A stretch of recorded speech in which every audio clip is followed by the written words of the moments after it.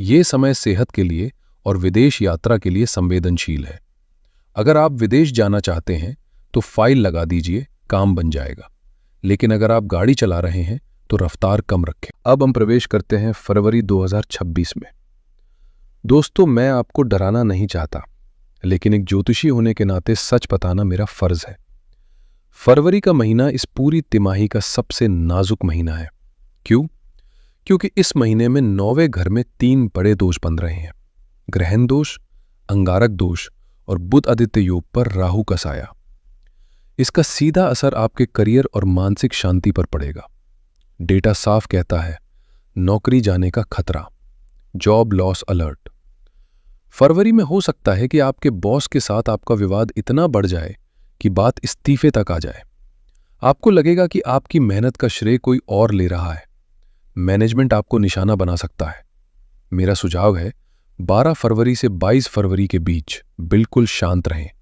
नौकरी छोड़ने की गलती ना करें। यह ग्रहण का धुआं है जो कुछ दिनों में छट जाएगा। इसके अलावा 23 फरवरी को बुध वक्री हो जाएंगे। इसका मतलब है बातचीत में गलतफहमी। आप कुछ बोलेंगे, सामने वाला कुछ और समझेगा। घर में, दफ्तर में वाणी पर संयम रखें। डेटा चेतावनी देता है कि इस समय नए गैजेट्स न खरीदें और कोई भी नया कॉन्ट्रैक्ट साइन न करें। तकनीकी खराबी हो सकती है। जैसे ही फरवरी खत्म होगा और हम मार्च 2026 में आएंगे, आप देखेंगे कि मौसम बदल रहा है। मार्च का महीना है वापसी। सबसे बड़ी खुशखबरी, 11 मार्च को देवगुरु बृहस्पति आपके लग्न में मार्गी हो जाएंगे। अब तक जो किस्मत अटक अटक कर चल रही थी वह अब दौड़ने लगेगी। आपका दिमाग साफ होगा।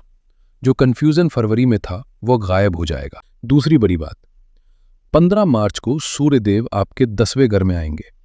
ज्योतिष में सूर्य 10वें घर में दिग्बली होते हैं। इसका मतलब है पावर और अथॉरिटी।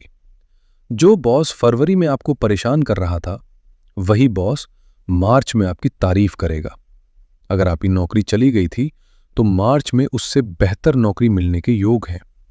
प्रमोशन, पहचान और नई जिम्मेदारी, ये सब मार्च के दूसरे हिस्से में आपका इंतजार कर रहे हैं। 21 मार्च को बुध भी मार्गी हो जाएंगे, जिससे सेहत में जो पुरानी दिक्कतें चल रही थी उसमें सुधार आएगा। और महीने के अंत में 26 मार्च को शुक्र 11वें घर में जाएंगे। यानी मार्च का अंत पैसा, मस्ती और सुख सुविधाओं के साथ होगा। हमने महीनों का हाल जान लिया। अब जरा विशिष्ट क्षेत्रों पर नजर डालते हैं, क्योंकि हर इंसान की प्राथमिकता अलग होती है। सबसे पहले बात करते हैं दिल के मामले की। जनवरी और फरवरी थोड़े पेचीदा है। अगर आप शादीशुदा है तो 7वें घर में बहुत सारे ग्रहों का होना और मंगल का प्रभाव अहंकार का टकराव करवा सकता है। छोटी बात का बतंगर बन सकता है। लेकिन अविवाहितों के लिए यह तिमाही किसी वरदान से कम नहीं है, क्योंकि गुरु लग्न में बैठकर 7वें घर को देख रहे हैं। विवाह योग प्रबल है। हमारा डेटा कहता है कि मई जून तक शादी होने के मजबूत योग हैं, लेकिन रिश्ते और बातचीत जनवरी से मार्च के बीच ही पक्की होगी। तो अगर कोई रिश्ता आए तो उसे मना न करें, ध्यान से देखें। अब बात करते हैं हमारी माताओं और बहनों की, जो घर की नींव होती हैं, हमारी गृहिणियां। आपके लिए ये 3 महीने थोड़े मिले जुले परिणाम लेकर आ रहे हैं। ध्यान से सुनिएगा। सबसे पहले खुशी की बात, क्योंकि देवगुरु बृहस्पति आपके लग्न में बैठे हैं, आपका मन धार्मिक कार्यों में लगेगा। आपके घर में मांगलिक कार्य होने के पूरे योग है। कोई पूजा, कथा या छोटा फंक्शन हो सकता है जो घर का माहौल खुशनुमा बना देगा। लेकिन चुनौती कहां है? शनि देव की दृष्टि आपके 4थे घर पर पड़ रही है। हमारा डेटा इसे उथल पुथल कहता है। इसका मतलब है कि आप घर के लिए जी तोड़ मेहनत करेंगी, लेकिन शायद आपको वो सराहना या तारीफ न मिले जिसकी आप हकदार हैं। आपको कभी कभी लगेगा कि सब कुछ आप ही को संभालना पड़ रहा है और कोई आपकी मदद नहीं कर रहा। घर में छोटी छोटी बातों पर मानसिक शांति भंग हो सकती है। सेहत की बात करें तो हमने पहले भी जिक्र किया, जनवरी के मध्य से फरवरी के बीच आपको अपनी सेहत का खास ध्यान रखना है। डेटा विशेष रूप से गर्भाशय, ओवरीज और हार्मोनल समस्याओं का उल्लेख करता है। अगर आपको कोई भी तकलीफ महसूस हो तो बाद में दिखा लूंगी वाला रवैया न रखें। तुरंत डॉक्टर से मिले। और एक जरूरी बात, फरवरी में जब बुध वक्री होंगे तो जुबान फिसल सकती है। हो सकता है आप ससुराल पक्ष या पति से गुस्से में कुछ ऐसा बोल दें जो आप बोलना नहीं चाहती थी, जिससे घर का माहौल खराब हो। शनि की वजह से घर के खर्चे भी बढ़ सकते हैं, इसलिए बजट पर नजर रखें। आपके लिए सबसे बड़ा उपाय है तुलसी सेवा। घर में जो तुलसी जी हैं, उनके पास रोजाना घी का दिया जलाएं। यह आपके घर की नकारात्मक ऊर्जा को सोख लेगा। अब विद्यार्थियों की बात करते हैं। स्टूडेंट्स के लिए 5वें घर पर गुरु की दृष्टि और राहु की दृष्टि दोनों है।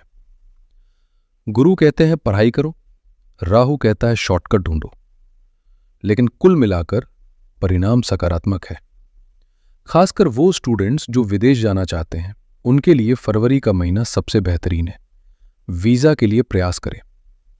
धन के मामले में गुरु का लग्न में होना लगातार पैसे का आना दिखाता है, लेकिन आर्द्रा नक्षत्र वाले लोगों को सावधान रहना होगा। डेटा बताता है कि आर्द्रा के कुछ चरणों में चोरी और धोखे का खतरा है, इसलिए अनजान लोगों पर पैसों के मामले में भरोसा न करें। लेकिन हां, संपत्ति खरीदने या बेचने के लिए मार्च का महीना शुभ रहेगा, क्योंकि चौथे घर के स्वामी बुध मार्गी हो जाएंगे। अब मैं थोड़ा और गहराई में जाना चाहता हूं। मिथुन राशि में 3 मुख्य नक्षत्र होते हैं। आइए देखते हैं आपके नक्षत्र के हिसाब से 2026 कैसा रहेगा। अगर आप मृगशिरा नक्षत्र के अंतिम 2 चरणों में जन्मे हैं, तो आपका स्वामी मंगल है। आपको शारीरिक गतिविधि पसंद है। आपके लिए भविष्यवाणी यह है कि जनवरी में आपको सेहत का ध्यान रखना है, लेकिन आर्थिक बोझ जो पिछले साल था, वह इस तिमाही में कम होना शुरू हो जाएगा। अगर आप आर्द्रा नक्षत्र के हैं, तो आपका स्वामी राहु है, और राहु इस वक्त सक्रिय है। आपके लिए अचानक धन लाभ है। चौथे चरण वालों के लिए दौलत बढ़ेगी, लेकिन छठे और 7वें चरण वालों को धोखाधड़ी से बचना है। आप रिसर्च, आईटी या मेडिकल फील्ड में अच्छा करेंगे। और अगर आप पुनर्वसु नक्षत्र के पहले 3 चरणों में आते हैं, तो आपका स्वामी गुरु है। आपके लिए यह समय ज्ञान और सम्मान का है। टीचिंग, बैंकिंग या न्याय विभाग से जुड़े लोगों को मार्च में प्रमोशन मिल सकता है। आपका स्वभाव धार्मिक रहेगा। समस्या है तो समाधान भी है। हमारे पास जो डेटा है, उसके आधार पर ये कुछ सिद्ध उपाय हैं जो आपको इन 3 महीनों में जरूर करने चाहिए। सबसे पहला उपाय है गणेश उपासना। क्योंकि केतु 3रे घर में है और बुध वक्री होंगे, आपको भगवान गणेश की शरण लेनी चाहिए। हर बुधवार को गणेश जी को दूर्वा घास चढ़ाएं। मुमकिन हो तो मोदक या दूध की बनी मिठाई का भोग लगाएं और ओम एकदंताय नमः का 108 बार जाप करें। दूसरा उपाय है सूर्य राहु ग्रहण दोष के लिए। फरवरी में ग्रहण के बुरे असर से बचने के लिए रोज सुबह सूर्य को जल दें और उस जल में थोड़े काले तिल डाल लें। साथ ही किसी गौशाला में जाकर अनाज और कंबल का दान करें। तीसरा उपाय आपकी घर की शांति और सेहत के लिए है। घर में हरी और श्यामा तुलसी रखें और बुधवार को घी का दिया जलाएं। साथ ही एक फिटकरी का टुकड़ा लें, उसे किसी जालीदार थैली में डालकर अपने मुख्य दरवाजे के पीछे दाईं तरफ लटका दें। यह नकारात्मक ऊर्जा को घर में घुसने ही नहीं देगा। और चौथा उपाय, क्योंकि मंगल 8वें घर में है, शिवलिंग पर दूध, काले तिल और शक्कर मिलाकर अभिषेक करें। इससे दुर्घटना और सर्जरी का खतरा टल जाएगा। एक मूल मंत्र याद रखें, 2026 में आपको मल्टीटास्किंग बंद करनी है। एक वक्त में एक काम करें। जल्दबाजी आपकी दुश्मन है और धैर्य आपका मित्र। तो दोस्तों, ये था मिथुन राशि का पूरा लेखा जोखा जनवरी, फरवरी और मार्च 2026 के लिए। याद रखिएगा, ग्रह सिर्फ रास्ता दिखाते हैं, चलना आपको पड़ता है। देवगुरु बृहस्पति आपके लग्न में बैठकर आपकी रक्षा कर रहे हैं। बस आपको अपने कर्म सही रखने हैं। अगर आपको ये वीडियो अच्छी लगी, अगर आपको लगा कि इसमें दी गई जानकारी आपके जीवन से जुड़ रही है, तो इसे लाइक जरूर करें। अपने मिथुन राशि के दोस्तों और परिवार के साथ शेयर करें, ताकि वो भी सतर्क रह सके। और हाँ, नीचे कमेंट में जय भोलेनाथ या जय गणेश लिखना न भूलें। सकारात्मक ऊर्जा फैलाना भी एक पुण्य का काम है। चैनल को सब्सक्राइब कर लीजिए, क्योंकि हम आगे भी पूरे साल का विस्तृत विश्लेषण लाते रहेंगे। ईश्वर आप सबका कल्याण करें। आपका आने वाला समय शुभ हो। तब तक के लिए हर हर महादेव।